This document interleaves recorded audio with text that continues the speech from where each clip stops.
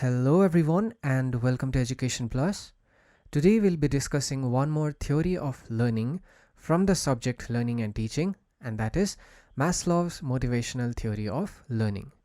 Now if you are totally new to this channel, then you can stay subscribed to get further videos on B.Ed topics.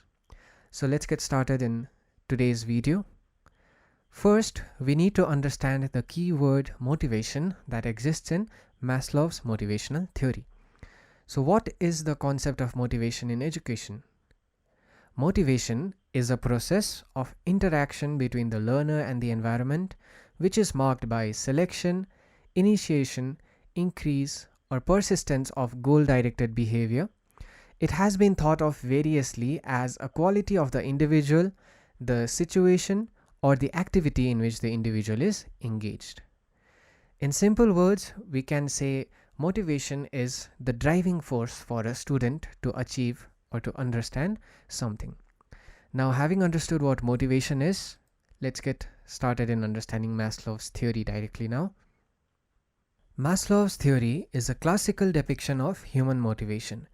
This theory is based on the assumption that there is a hierarchy of 5 needs within each individual. So the first one of the 5 needs is physiological needs.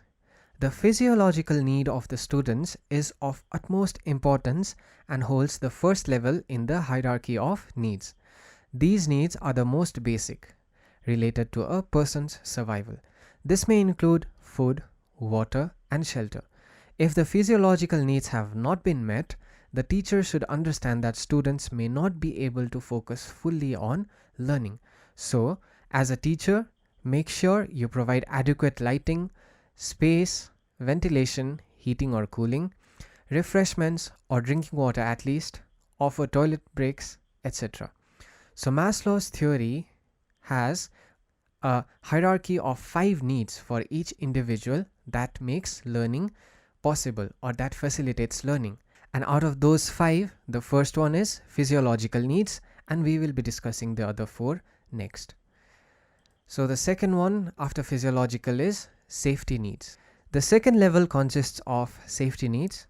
Students' safety needs play a critical role in achieving student success.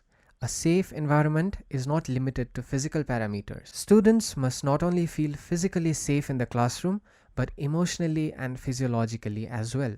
An environment must be provided where students feel free to ask questions and share ideas without being mocked by other students or reprimanded by the teacher. The student must feel safe in the classroom and learning environment before progressing to the next step in Maslow's hierarchy, the need for belonging. So this is the second need according to Maslow. After physiological need, we have safety needs here. Next we have the third one, which is love and belonging. In the third level of Maslow's hierarchy, students need to feel a sense of belonging and love. At this level, students need to identify with other students and need to feel that they fit in. The student must feel that he is important as an individual and as a part of the group. This can be promoted in your classroom by having sensible ground rules about respect for everyone and using inclusive learning techniques like group work. So this third need, which is the need for love and belonging, basically tells us that a student must feel comfortable, feel loved, feel respected in a group or in a classroom. So the fourth one, we have self-esteem. Once all previous needs are met, the students may then move to the next level, the need for self-esteem. It is at this level that the student is most receptive to learning and wants to achieve a good level of self-esteem through recognition and achievement. Now, the students feel confident in their ability to learn and become confident enough to take responsibility for their own learning. To satisfy the self-esteem needs of your learners, you can get them involved in learner-centered activities such as peer teaching and peer assessment. So after the previous 3 needs have been met, the fourth need that Maslow states is the need for self-esteem, where the self-confidence of a student needs to be strong and needs to be boosted. And how it can be done? Here it has been told that it can be encouraged by peer teaching and peer assessment. Means suppose a student has understood a topic very well, then you can allow that student to teach other students or to guide his or her friends so that the student feels more confident, and it overall enhances the self-esteem of the students.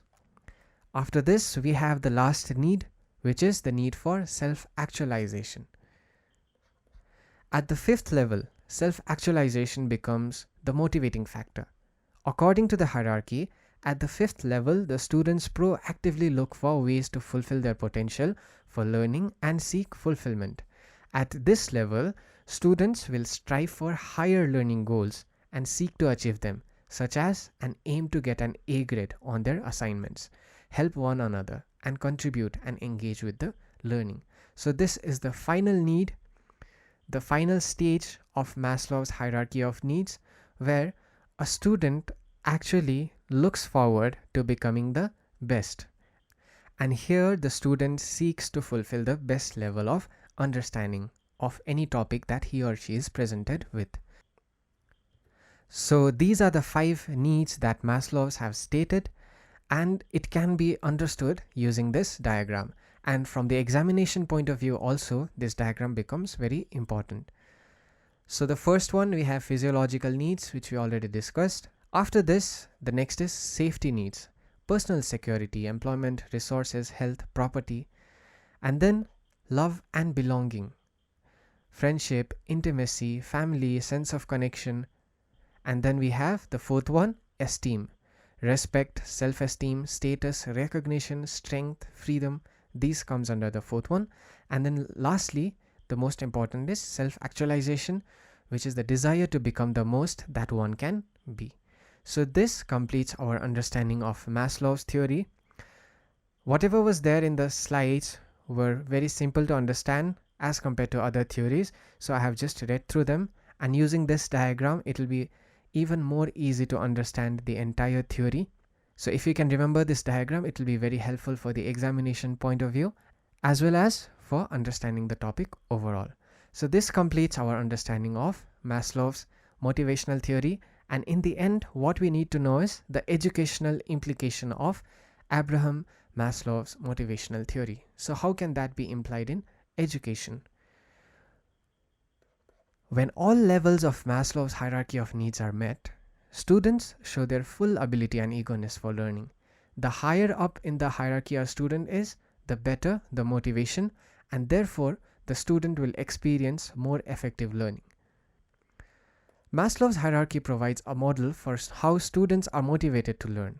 Without the lowest layer of the hierarchy met, students cannot reach the next level. Each level allows student the ability and motivation to increase. Each student can move up in the hierarchy with proper support of the teachers and school staff, who must focus on Maslow's hierarchy of needs in teaching and education. So educational implication of Abraham Maslow's motivational theory can simply be put as, firstly, I will explain the second stanza, which states that the teachers need to understand that students have to fulfill the basic needs right from the beginning, which is, first, the bottom ones needs to be fulfilled, the physiological, then safety, then love and belonging, then esteem, and then self-actualization.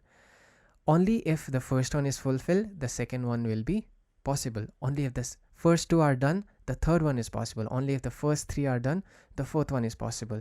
And likewise, if the 4 needs are fulfilled, then it will be sufficient for the 5th need to be fulfilled.